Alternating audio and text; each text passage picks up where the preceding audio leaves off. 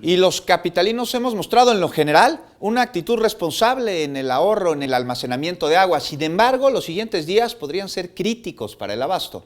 Veamos. Doña Beatriz Morales habita desde hace más de 20 años en la unidad habitacional Fibipor en la alcaldía Venustiano Carranza.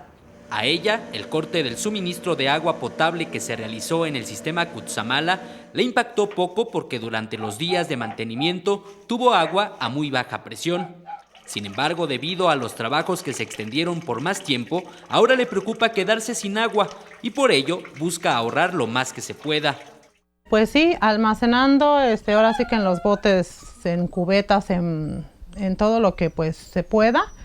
Incluso desde este lunes, cuando supo que los trabajos se extenderían por más de 40 horas, comenzó a implementar otras medidas para que el vital líquido no le falte. Yo cuando lavo, el agua que me sale de la lavadora la ocupo para trapear, para lavar el baño, para pues otras cosas, ¿no? Que se puede tratar de ahorrar un poquito más el agua para que pueda alcanzar el agua.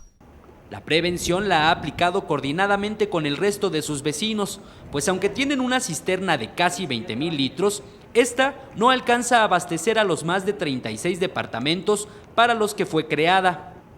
Aquí nos hemos puesto de acuerdo, ya que esta cisterna surge a 3 salas de edificios. Se echa a andar la cisterna, pongamos 1 hora en la mañana y 1 hora en la tarde. Y evitar, ya la gente ha sido consciente, en no tratar de lavar mucha ropa en los días que estamos carentes del agua.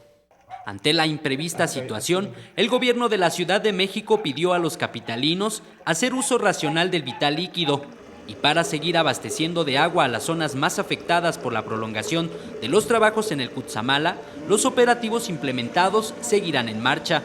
Es decir, se continuará entregando agua gratuitamente a través de las 934 pipas propias y rentadas por el gobierno capitalino.